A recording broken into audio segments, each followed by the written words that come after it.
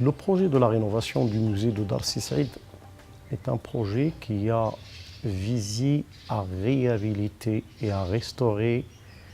et à mettre en valeur une demeure sénoriale qui remonte à la deuxième moitié du 19e siècle, qui va être réhabilitée pour redevenir un véritable musée. Parce que le musée existait depuis 1930. Et donc depuis, il a fonctionné, mais aujourd'hui, on l'a remis en état pour qu'il devienne un musée qui répond aux normes de la muséologie et qui devienne accessible au large public, avec une thématique particulière,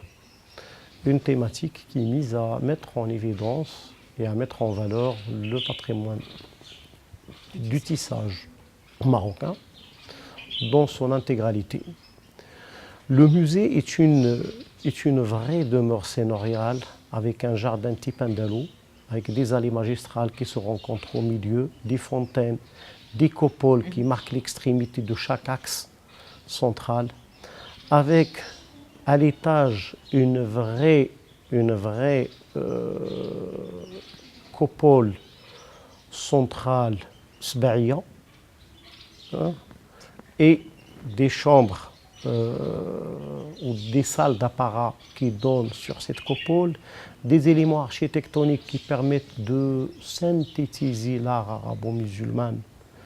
tel qu'on le connaît actuellement, avec du bois peint, du bois sculpté, le zlige, le stuc, avec un motif géométrique, un motif floral et de la calligraphie.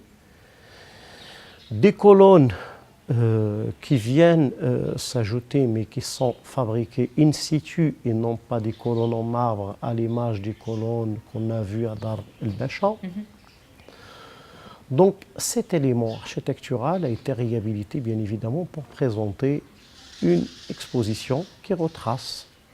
à la fois la production du tapis et du tissage marocain depuis la fin du XVIIIe jusqu'à nos jours et en même temps qui s'étale géographiquement sur la totalité du territoire marocain pour englober à la fois du tapis citadin et le tapis rural. Le tapis citadin qui provient essentiellement de l'atelier de Rabat, marqué par ces tapis avec des motifs géométriques et le motif floral en particulier et parfois des motifs stylisés. Le tapis de Mediouna, marqué essentiellement avec un motif floral à Wépital, donc Mdoulat Sultan. Ouais. Le tapis de Tétouan, qui a intégré Tinchifa ou Tajira. Le tapis de Salé, qui est proche du Hanbel,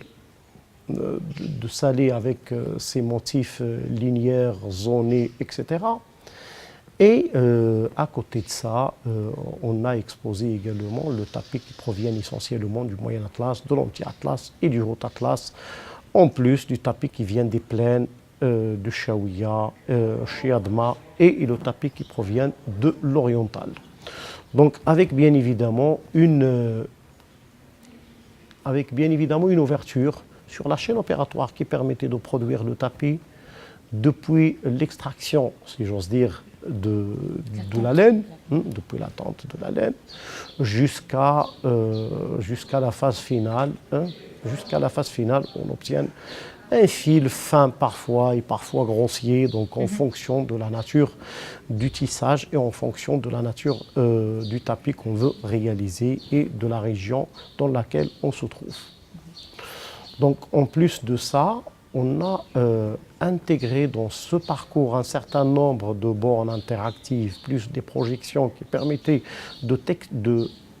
contextualiser ces tapis et expliquer aux visiteurs à la fois le sens des visites, plus des infos qu'on essaye de donner sur les ateliers de production ou sur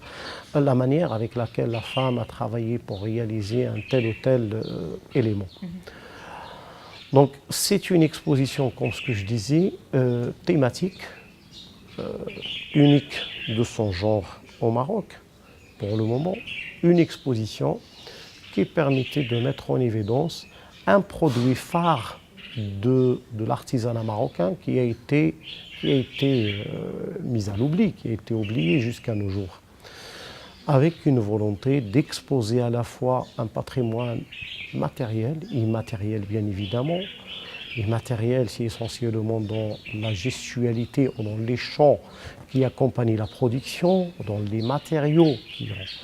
et le sens qu'on donnait à chaque matériau, avec le transfert exactement du savoir-faire de la femme à sa fille ou de la maîtresse à ses apprentis, à ses disciples, ses apprentis, etc. Donc,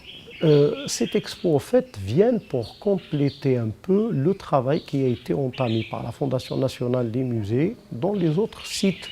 essentiellement dans la région de Marrakech, donc où on a réalisé déjà le projet de Dar el-Becha et on a réalisé aussi dans la région de SFI un musée national de la céramique. Donc c'est une suite logique du travail qui a été réalisé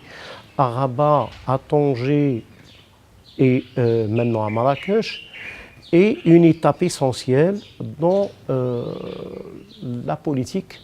de la rénovation que la Fondation a mis en évidence depuis qu'il existe, depuis qu'elle a entamé les chantiers de la remise en état des musées marocains.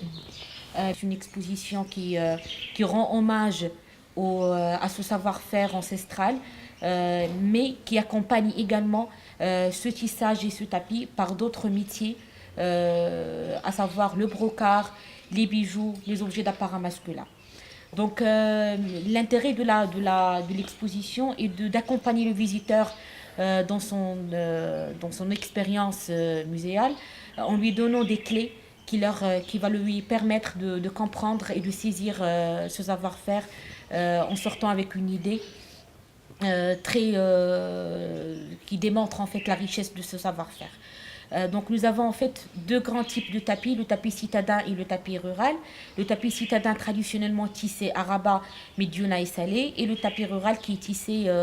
dans la chaîne de l'Atlas et dans le Maroc oriental. Le musée aspire également à devenir un centre de conservation et de restauration. Déjà avant la mise en place de l'exposition, nous avons eu recours à une opération, à un chantier de collection, à une opération de restauration de l'intégralité de la collection de tapis que nous avons. Et c'est un travail qui va continuer pour devenir véritablement un centre de conservation. L'intérêt ici également est d'enrichir en fait le paysage culturel à Marrakech, puisque le musée est le premier musée créé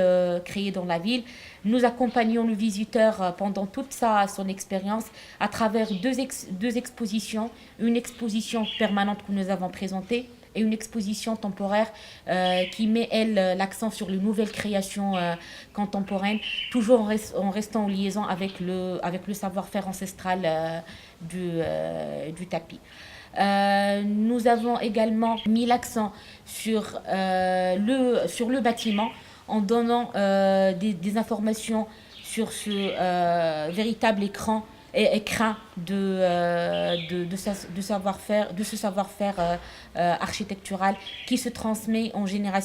génération en génération.